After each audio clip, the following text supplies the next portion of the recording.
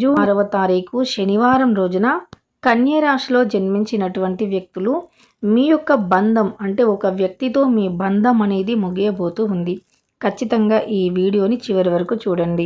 అలానే ఏ వ్యక్తితో బంధం ముగుస్తుంది, ఈ బంధం ముగియడానికి గల నమస్కారం అండి అందరికీ.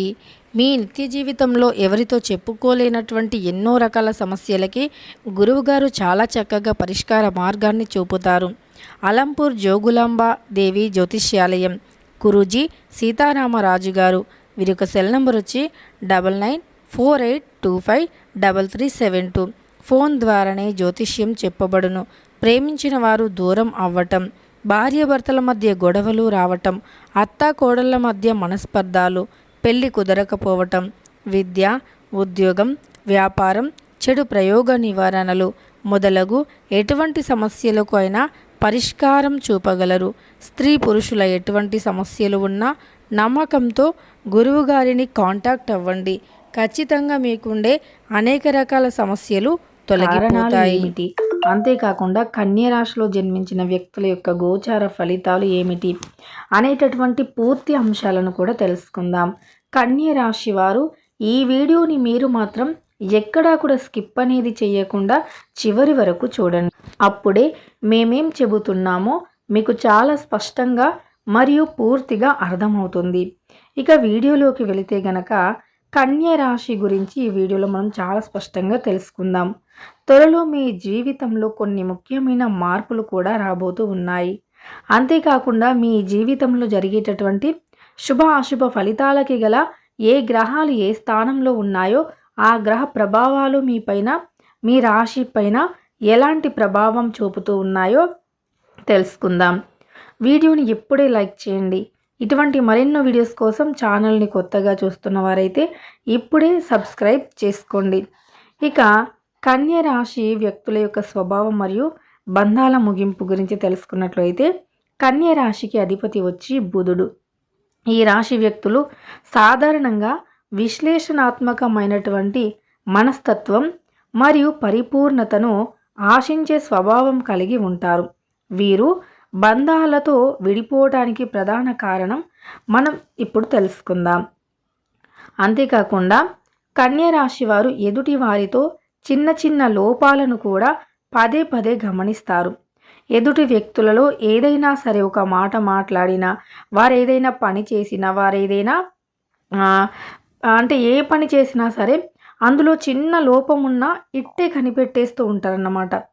ఎదుటి వ్యక్తిలోని లోపాలను ఎంత సూక్ష్మంగా ఉన్నా అంటే ఎంత చిన్న లోపాలను అయినా గమనించే శక్తి కన్య రాశి వారికి ఉంటుంది.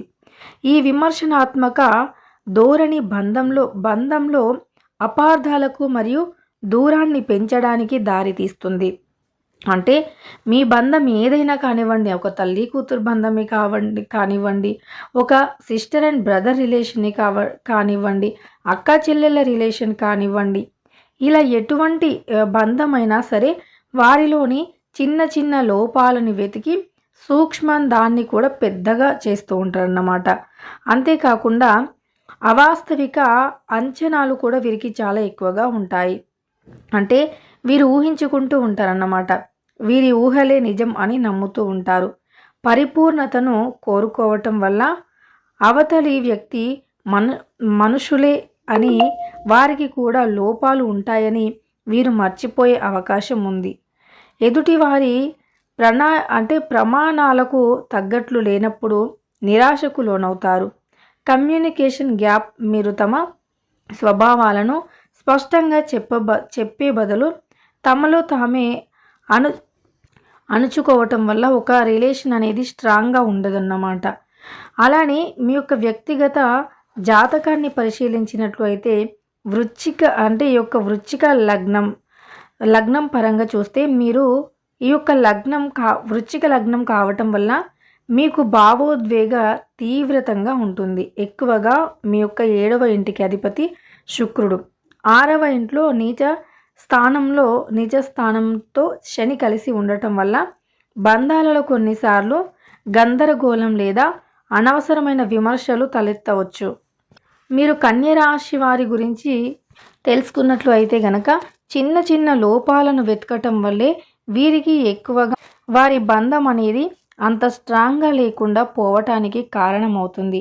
ఏదైనా ఒక బంధంలో పరస్పరం అంటే ఇరువైపులా కూడా అండర్స్టాండింగ్ అనేది ఉండాలి. అలానే ఒక వ్యక్తి సంపూర్ణంగా ఏం చెబుతున్నారు అనేటటువంటి దానిపైన కూడా దృష్టిని పెట్టాలన్నమాట. ఒక వ్యక్తి ఏం చెబుతున్నారో మీరు సంపూర్ణంగా వినకుండా మీ ఇష్టానుసారంగా ప్రవర్తిస్తే ఆ రిలేషన్ ఎప్పటికీ కూడా బాగుండదు. కాబట్టి ఖచ్చితంగా ఒకటి మీరు గుర్తుపెట్టుకోవాల్సి ఉంటుంది. అది ఏంటంటే ఒక బంధం స్ట్రాంగ్గా ఉండాలి అన్నా, ఒక బంధంలో ఏదైనా మార్పు రావాలి లేదా విడిపోవాలి అన్న కారణం పరస్పర స్పందన సరిగ్గా లేకపోవటం. ఒక వ్యక్తి మీతో మాట్లాడుతున్నప్పుడు ఎదుటి వ్యక్తులు ఎవరైనా సరే, పురుషులైనా స్త్రీలైనా, వారి మాటలను పూర్తిగా వినడానికి ప్రయత్నించండి. ఎందుకంటే వారేం చెబుతున్నారో మీకు తెలిస్తేనే కదా మీరు ఎలాంటి డెసిషన్ తీసుకుంటున్నారు, మీ మనసులో ఏముంది అనేటటువంటి అంశాలను తెలుస్తుంది. అలానే మీరు ఏదైనా సరే వ్యక్తపరచండి. మీది కోపమైనా ప్రేమైనా దేన్నైనా వ్యక్తపరచడానికే ప్రయత్నించండి. ఎందుకు అంటే ఒక వ్యక్తి పైన ప్రేమైనా కోపమైనా మీరు చూపలేనప్పుడు వారికి ఎలా అర్థమవుతుంది? ఆ వ్యక్తి పైన ఉన్నటువంటి కోపమైనా సరే మీకు ఎలా అర్థమవుతుంది? ఆ ప్రేమైనా సరే ఎదుటి వాళ్ళకి ఎలా అర్థమవుతుంది? మనం చేసేది ఎదుటి వాళ్ళకు అర్థమైతేనే కదా మన ప్రేమ వారికి తెలిసి వారు అంతే స్ట్రాంగ్ అవ్వడానికి ప్రయత్నిస్తారు. అలా కాదని మీరు మీ యొక్క ప్రేమ మీలో ఉంటే సరిపోతుంది. ఎవరికి తెలియాల్సిన అవసరం లేకపోవచ్చు. కానీ మీరు ఏ వ్యక్తికైతే ప్రేమను చూపిస్తున్నారో ఆ వ్యక్తికైతే తెలియాల్సినటువంటి అవసరం అయితే ఉంది కదా. సో మీరు ఎవరికైతే తెలియాలి అనుకుంటున్నారో కనీసం ఆ వ్యక్తికైనా సరే మీరు తెలియజేయటం అయితే ఖచ్చితంగా చాలా మంచిది. అయితే మీ జీవితం అనేది నిజానికి చాలా వైపు కూడా అనేక రకాల ఇబ్బందులను ఎదుర్కొన్నటువంటిది. కాబట్టి మీరు మనుషులతో జాగ్రత్తగా ఉండటం వల్ల, అతి జాగ్రత్త వల్ల చిన్న చిన్న లోపాలను వెతకడం మొదలు పెడతారు. జాగ్రత్త ఉండటం చాలా మంచిది. కానీ అతి జాగ్రత్త వల్ల ఏమవుతుంది అంటే మీరు అతిగా జాగ్రత్తగా ఉన్నప్పుడు మీరు ఖచ్చితంగా దైవంపైనే మనం వదిలివేసి ఉండాలి. అంటే దైవం యొక్క అనుగ్రహం ఉంటే మనకి ఏదైనా సాధ్యమవుతుంది. దైవం మన వెంటే ఉంది అని మనం ఒక్కటి నమ్మి ముందుకు సాగిపోవాలి.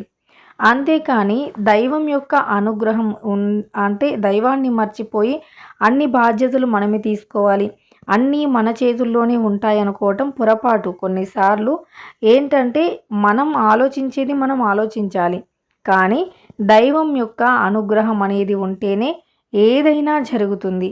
ఇదొక్కటి గుర్తుపెట్టుకోండి. దైవానుగ్రహం లేనిది ఏది కూడా జరగదు.